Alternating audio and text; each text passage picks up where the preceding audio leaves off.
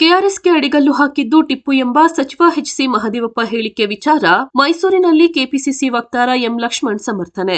ಸಚಿವ ಮಹದೇವಪ್ಪ ಹೇಳಿಕೆಯಲ್ಲಿ ಯಾವ ತಪ್ಪು ಇಲ್ಲ. ಮಹದೇವಪ್ಪ ಹೇಳಿದ್ದು 100ಕ್ಕೆ 100 ಸತ್ಯ. ಅಣೆಕಟ್ಟು ಕಟ್ಟಿದ್ದು ಮಹಾರಾಜರು. ಆದರೆ ಅದಕ್ಕೆ ಮೊದಲು ಅದೇ ಜಾಗದಲ್ಲಿ ಬ್ಯಾರೇಜ್ ಕಟ್ಟಿದ್ದು ಟಿಪ್ಪು. ಮೋವಿ ಡ್ಯಾಂ ಅಂತ ಹೆಸರಿಟ್ಟು 6 ಟಿಎಂಸಿ ನೀರು ಸಂಗ್ರಹದಲ್ಲಿ ಬ್ಯಾರೇಜ್ ಅನ್ನು ಟಿಪ್ಪು ಕಟ್ಟಿದ್ದರು. ಶ್ರೀರಂಗಪಟ್ಟಣ, ಕೆಆರ್ ನಗರ ಭಾಗಕ್ಕೆ ಇದರಿಂದ ನೀರು ಹರಿಸುತ್ತಿದ್ದರು. ನಂತರ ಇದೇ ಜಾಗದಲ್ಲಿ ಕೆಆರ್ಎಸ್ ಅಣೆಕಟ್ಟು ಕಟ್ಟಲಾಗಿದೆ. ಇದಕ್ಕೆ ಶಾಸನದ ಸಾಕ್ಷಿ ಇದೆ. ನಾಲ್ವಡಿಗೂ ಹಾಲಿ ಸಂಸದರಿಗೆ ಹೋಲಿಕೆ ಬೇಡ. ಇವರು ರಾಜಕಾರಣಕ್ಕಾಗಿ ಬಂದವರು. ನಾಲ್ವಡಿಗಿಂತ ನಮ್ಮ ತಂದೆ ಹೆಚ್ಚು ಕೆಲಸ ಮಾಡಿದ್ದಾರೆ ಎಂಬ ಸಿಎಂ ಪುತ್ರ ಡಾ. ಯತೀಂದ್ರ ಹೇಳಿಕೆಗೂ ಎಂ. ಲಕ್ಷ್ಮಣ್ ಸಮರ್ಥನೆ. ಸಿದ್ದರಾಮಯ್ಯ ಮೈಸೂರಿಗೆ ನೀರು ಕೊಟ್ಟಿದ್ದಾರೆ, ಆಸ್ಪತ್ರೆ ಕಟ್ಟಿಸಿದ್ದಾರೆ, ರಸ್ತೆ ಮಾಡಿಸಿದ್ದಾರೆ.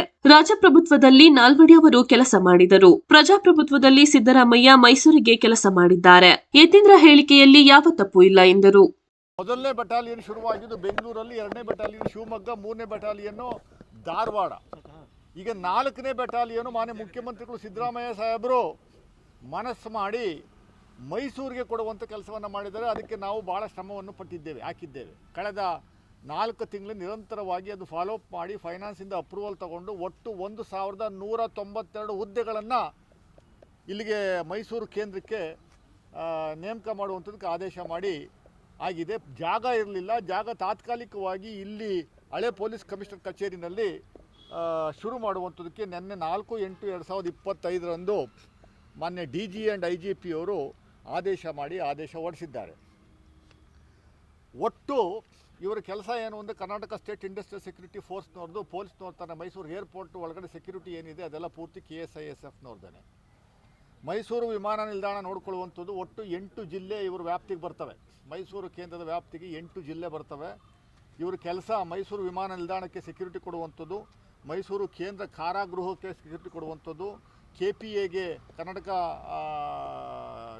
ಪೊಲೀಸ್ ಅಕಾಡೆಮಿ ಏನಿದೆ ಅಲ್ಲಿ ನೋಡ್ಕೊಳ್ಳುವಂಥದ್ದಕ್ಕೆ ಕಬಿನಿ ಜಲಾಶಯ, ನಗು ಜಲಾಶಯ, ತಾರಕ ಜಲಾಶಯ, KRS ಜಲಾಶಯ, ಶಿಂಷಾ ಮತ್ತು ಶಿವನಸಮುದ್ರ ವಿದ್ಯುತ್ ಸ್ಥಾವರಗಳು, ಆರಂಗಿ ಜಲಾಶಯ, ಹೇಮಾವತಿ ಜಲಾಶಯ ಮತ್ತು ಮಂಗಳೂರು ಕಾರಾಗೃಹ, ಇಷ್ಟನ್ನು ನೋಡ್ಕೊಳ್ಳುವಂಥದ್ದಕ್ಕೆ ಇವ್ರಿಗೆ ಬದ್ಧತೆ ಇರುವಂಥದ್ದು. ಇದಲ್ಲದೆ ಪ್ರೈವೇಟ್ ಸೆಕ್ಯೂರಿಟಿ ಇನ್ಫೋಸಿಸ್ಗೆ ಕೊಡುವ ಕೆಲಸವನ್ನು ಕೂಡ ನಾವು ಮಾಡ್ತಾ ಇದ್ದೀವಿ. ಅದಕ್ಕೆ ಚಾರ್ಜ್ ಮಾಡುವಂಥ ಕೆಲಸವನ್ನು ಮಾಡ್ತೀವಿ. ಇದು ಪ್ರಾಫಿಟ್ ಮೇಕಿಂಗ್ ಆರ್ಗನೈಜೇಷನ್. ಸರ್ಕಾರದಿಂದ ಕೈಯಿಂದ ಕಾಸು ಕೊಟ್ಟು ಖರ್ಚು ಮಾಡುವಂಥ ವ್ಯವಸ್ಥೆ ಏನಿಲ್ಲ. ಅದಕ್ಕೆ ನಾವು ಮೈಸೂರಿನ ಜನತೆ ಮಾನ್ಯ ಮುಖ್ಯಮಂತ್ರಿಗಳಿಗೆ ಆಭಾರಿಯಾಗಿದ್ದೇವೆ. ಈ ತಾತ್ಕಾಲಿಕವಾಗಿ 100 ಹುದ್ದೆಗಳನ್ನು ಸೃಷ್ಟಿ ಮಾಡಿ ಒಂದು ಕಮಾಂಡೆಂಟ್ ನೇತೃತ್ವದಲ್ಲಿ ನಾಳೆಯಿಂದನೇ ಕಚೇರಿ ಆರಂಭ ಮಾಡುವಂಥದ್ದಕ್ಕೆ ಹಳೆ ಪೊಲೀಸ್ ಕಮಿಷನರ್ ಕಚೇರಿನಲ್ಲಿ ಆರಂಭ ಮಾಡುವಂಥದ್ದಕ್ಕೆ ಶುರು ಮಾಡಿದ್ದಾರೆ. ಮೈಸೂರು ವ್ಯಾಪ್ತಿಗೆ ಒಟ್ಟು 1192 ಪೋಸ್ಟು ಸ್ಯಾಂಕ್ಷನ್ ಆಗಿದೆ. ಸೊ ಇದನ್ನು ಒಂದು ವಿಚಾರ ತಮ್ಮ ಮುಂದೆ ಹೇಳುವಂಥದ್ದಕ್ಕೆ ನಾವು ಬಂದ್ವಿ. ಇದಕ್ಕೆ ನಾನು ಭಾಳ ಪ್ರಮುಖವಾದಂಥ ಶ್ರಮವನ್ನು ಪಟ್ಟಿದ್ದೇನೆ. ಇಂಥ ಕೆಲಸಗಳನ್ನ ಮಾಡುವಂಥ ದಿಟ್ಟಿನಲ್ಲಿ ನಾವು ಕೆಲಸ ಮಾಡ್ತಾಯಿದ್ದೀವಿ. ಎರಡನೇದು ಭಾಳ ಪ್ರಮುಖವಾಗಿ ಏನು ಮಾನ್ಯ parliament leader of opposition Shri Rahul ಗಾಂಧಿಯವರು ಇಡೀ ದೇಶಾದ್ಯಂತ BJPಯವರು ಕಳೆದ 11 ವರ್ಷದಿಂದ ನಿರಂತರವಾಗಿ ಎಲೆಕ್ಷನ್ ರಿಗ್ಗಿಂಗ್ ಮಾಡುವಂಥದ್ದು, EVMನ ಟಿಲ್ಟ್ ಮಾಡುವಂಥದ್ದು, EVMನ ಮ್ಯಾನಿಪುಲೇಟ್ ಮಾಡಿ ಚುನಾವಣೆನ ಗೆಲ್ಲುವಂಥದ್ದಕ್ಕೆ ಏನು ನಿರಂತರವಾಗಿ ಅವರು ಮಾಡ್ತಾ ಇದ್ದಾರೆ. ಅದಕ್ಕೆ ಪೂರಕವಾಗಿ ಮೈಸೂರು ಲೋಕಸಭಾ ಕಾನ್ಸ್ಟಿಟ್ಯೂನ್ಸಿನಲ್ಲೂ ಕೂಡ ನಾನು ಸ್ಪರ್ಧೆ ಮಾಡಿದ್ದೆ.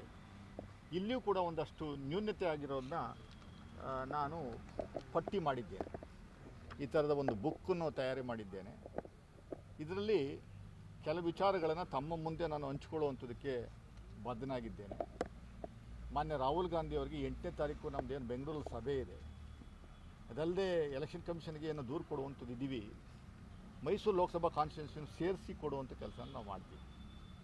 ಇಲ್ಲಿ ಒಂದು ಉದಾಹರಣೆ ನಾನು ನಿಮ್ಗೆ ಹೇಳ್ತೀನಿ. ಮೈಸೂರು ಲೋಕಸಭಾ ಕಾನ್ಸ್ಟಿಟ್ಯೂನ್ಸಿಗೆ ಒಟ್ಟು 8 ಅಸೆಂಬ್ಲಿ ಕಾನ್ಸ್ಟಿಟ್ಯೂನ್ಸಿಗಳು ಬರ್ತವೆ. 8 ಅಸೆಂಬ್ಲಿ ಕಾನ್ಸ್ಟಿಟ್ಯೂನ್ಸಿಯಿಂದ ಒಟ್ಟು 2222 ಬೂತ್ಗಳಿದ್ದಾವೆ. 2202 ಬೂತ್ಗಳಿದ್ದಾವೆ. ಒಟ್ಟು 23 ಲಕ್ಷ ಮತದಾರರಿದ್ದರು. ಇದರಲ್ಲಿ ಬೂತ್ ವೈಸು ನಾನು ಅಸೆಸ್ ಮಾಡಿದ್ದೀನಿ. ನಾನು ನಮ್ಮ social media in charge Hemanth Kumar ಅವರು ಎಲ್ಲ ಸೇರಿಕೊಂಡು ಕಳೆದ 4 ತಿಂಗಳಿಂದ ಕೂಲಂಕುಷವಾಗಿ ಪರಿಶೀಲನೆ ಮಾಡಿ ಸ್ಮಾರ್ಟ್ಗೆ ಹೋಗಿ ಒಂದಷ್ಟು ನಿಜವಾದ ಸಂಗತಿಯನ್ನು ಇಲ್ಲಿ ಪಟ್ಟಿ ಮಾಡಿದ್ದೇವೆ. 2202 ಬೂತ್ಗಳ ಪೈಕಿ 292 ಬೂತ್ಗಳಲ್ಲಿ ರಿಗ್ಗಿಂಗ್ ಆಗಿರುವಂಥದ್ದಕ್ಕೆ BJPಯು ರಿಗ್ ಮಾಡಿದ್ದಾರೆ ಅನ್ನುವಂಥದ್ದಕ್ಕೆ ಒಂದು ದಾಖಲೆಗಳನ್ನು ನಾವು ತಯಾರಿ ಮಾಡಿದ್ದೇವೆ. 292 ಬೂತ್ಗಳಲ್ಲಿ ಒಟ್ಟು ಮತದಾರರು 1,45,616 ಓಟು. 2202 ಬೂತ್ಗಳ ಪೈಕಿ 292 ಬೂತ್ಗಳು. ಅದರಲ್ಲಿ ಭಾಳ ಪ್ರಮುಖವಾಗಿ ಚಾಮರಾಜ, ಕೃಷ್ಣರಾಜ, ಮಡಿಕೇರಿ, ವಿರಾಜಪೇಟೆ ಈ 4 ಕಾನ್ಸ್ಟಿಟ್ಯೂನ್ಸಿಗಳ ಬೂತ್ಗಳಿವು.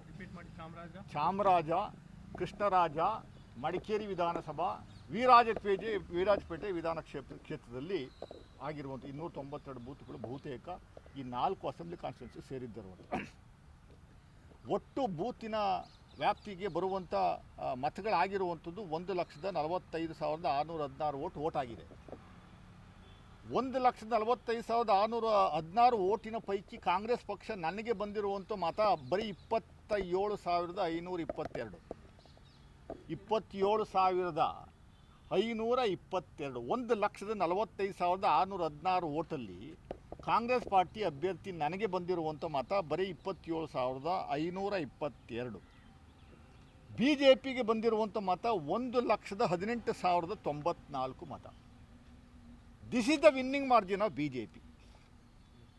ಇಲ್ಲಿ ನಾನು 2023 ಚುನಾವಣೆ ಅಸೆಂಬ್ಲಿ ಚುನಾವಣೆಯನ್ನು ತಗೊಂಡಿದ್ದೀನಿ. 2023 ಅಸೆಂಬ್ಲಿ ಚುನಾವಣೆ 292 ಬೂತ್ಗಳ ಅಸೆಸ್ ಮಾಡಿದ್ದೀನಿ. 2018 ಚುನಾವಣೆಯ 292 ಬೂತ್ಗಳನ್ನು ಅಸೆಸ್ ಮಾಡಿದ್ದೀನಿ. 2019 ಚುನಾವಣೆಯ ರಿಸಲ್ಟ್ನ 292 ಬೂತ್ಗಳ ಅಸೆಸ್ ಮಾಡಿದ್ದೀವಿ. ನಮಗೆ ಯಾವ ಕಾಲದಲ್ಲೂ ಕರ್ನಾಟಕದಲ್ಲಿ ಒಂದೇ ಒಂದು ಸೀಟನ್ನು 2019ರಲ್ಲಿ ಗೆದ್ದ ಸಂದರ್ಭದಲ್ಲೂ ಈ 292 ಪೈಕಿ ಬೂತ್ಗಳಲ್ಲಿ ಯಾವ ಕಾಲದಲ್ಲೂ ನಮಗೆ ಬಿಲೋ 40%, 45% ಬಂದಿದ್ದಿಲ್ಲ. ಟೋಟಲ್ ಫೋಲ್ಡ್ ವೋಟಲ್ಲಿ ಕನಿಷ್ಠ ನಮಗೆ 40, 45, 50% ವೋಟ್ಗಳನ್ನು ಬರುವಂಥದ್ದು. ಕೆಲವೊಮ್ಮೆ ನಮಗೆ 60% ಬರ್ತಿತ್ತು, ಕೆಲವೊಮ್ಮೆ ಅವ್ರಿಗೆ 40% ಹೋಗ್ತಿತ್ತು, ಕೆಲವೊಮ್ಮೆ ನಮ್ಗೆ 45 ಬರೋದು, ಅವ್ರಿಗೆ 55 ಹೋಗೋದು, ಈ ಥರ ಆಗ್ತಿತ್ತು. ಈಗ it has come down to 10%. Only 10% the total polled vote in the respective booths were polled for Congress party. 90% votes have gone to BJP. ನಾನು ಒಂದು ಉದಾಹರಣೆ ಕೊಡ್ತೀನಿ, ಆ ಬೂತ್ ನಂಬರು ನಾನು ಕೊಡ್ತೀನಿ. ಒಂದು ಬೂತು 750 ವೋಟ್ ಆಗಿದೆ.